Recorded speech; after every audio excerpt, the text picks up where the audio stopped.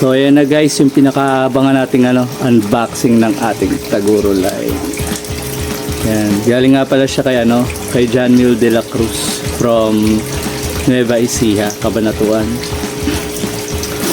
So pag kailangan nyo ng Taguro line na breed, kontakin nyo lang siya. Hanapin nyo siya sa Facebook.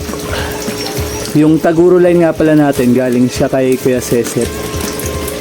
Bali, ay medyo mahirap kasi kontakin si Kuya Cecep kasi busy siya nagka-travel siya abroad dahil dun sa mga the business venture niya sa crayfish niya. Saka kasi nagko-farm kasi si Kuya Cecep, marami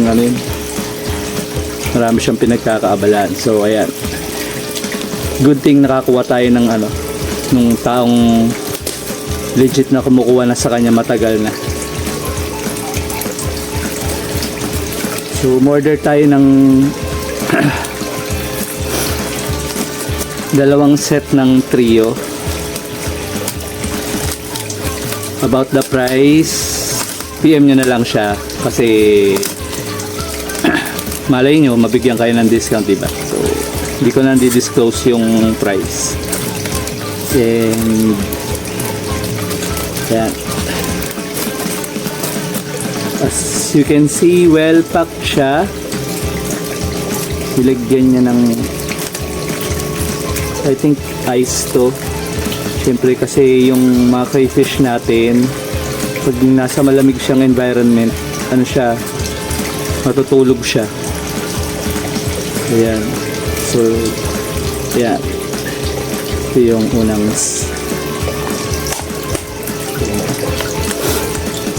Taguro line to mga guys.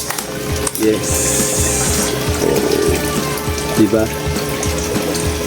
Bigla silang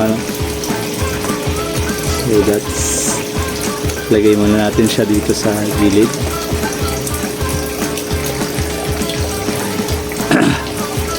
Yung mga banana leaves, yan, okay din yan. Yung iba naglalagay niyan sa pond or sa aquarium natin, pang condition ng water. Basta make sure na dry siya. Kinakain din syempre ng mga crayfish natin since almost lahat naman kinakain ng crayfish. So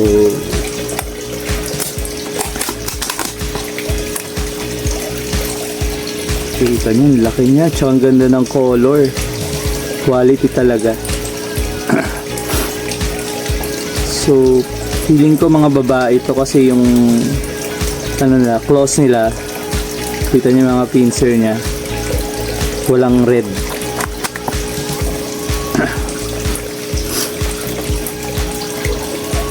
Pa yung isa.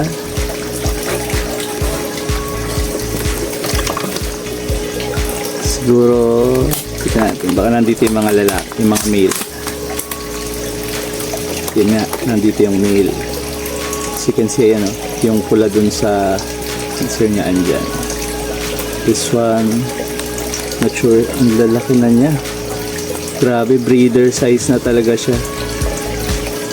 So siya, 8 pieces siya. So may freebies tayong dalawa. Thank you so much, John Mil.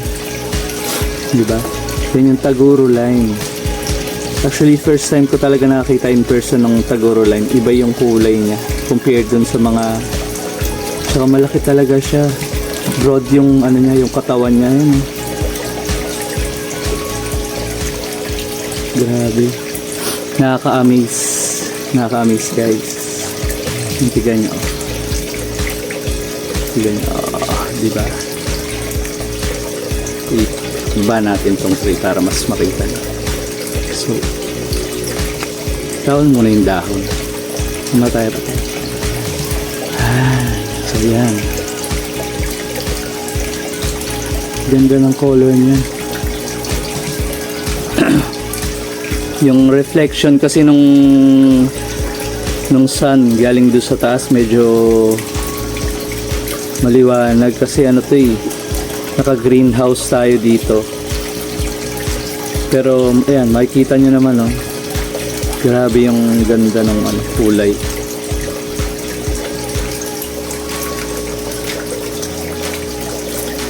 I'm not sure if male to or female kasi yung pincer. So female siya yan. It's a female. For sure naman male tong isa. Check natin yung isa.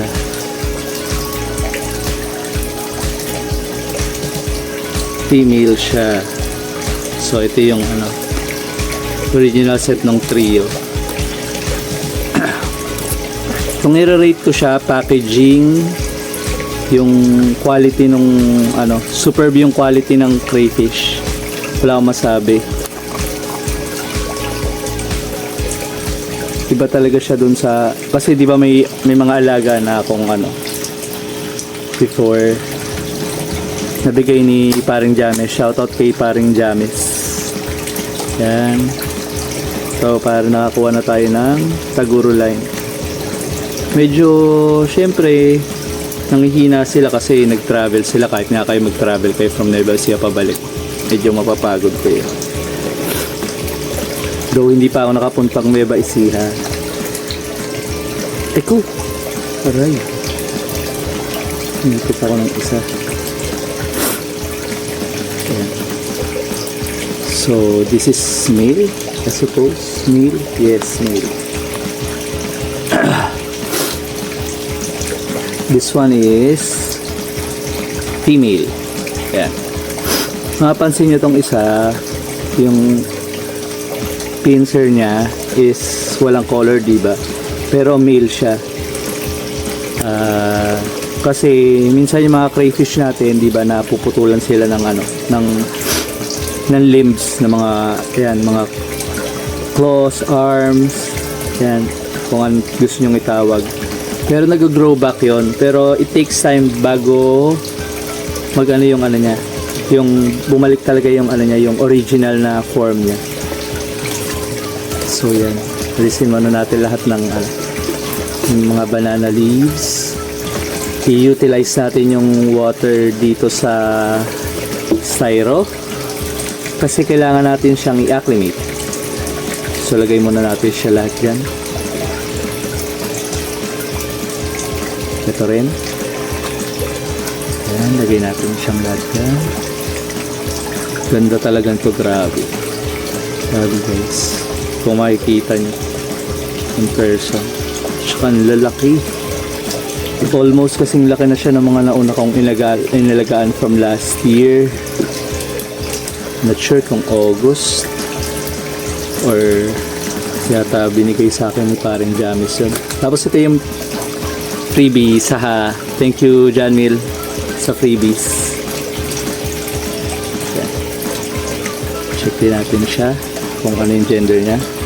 So this one is male. And this one naman is male din. Sasamahin lang natin siya. Tanggal yung ano, pincer niya. But don't worry kasi it will grow back naman.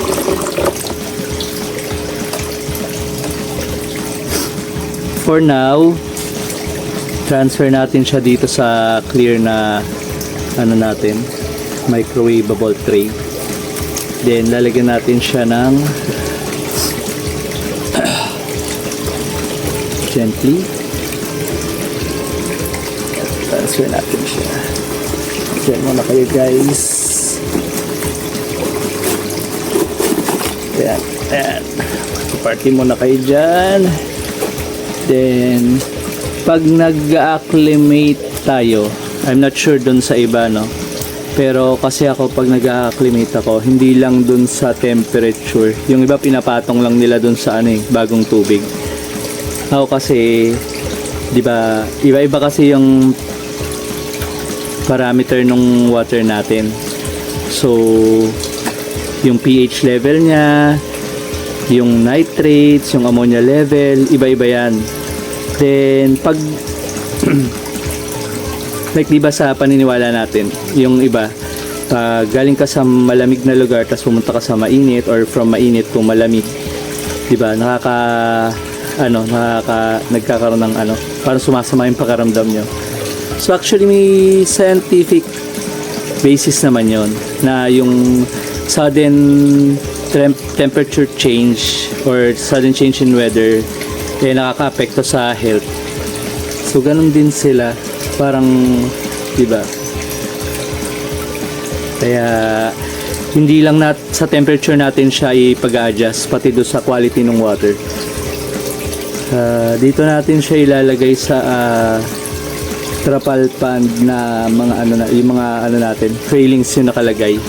Kasi hindi ko siya i-mix dun sa mga dati kong crayfish kasi ko to, pure line ko na taguro to para ma-keep ko yung high quality ng natin, taguro line natin.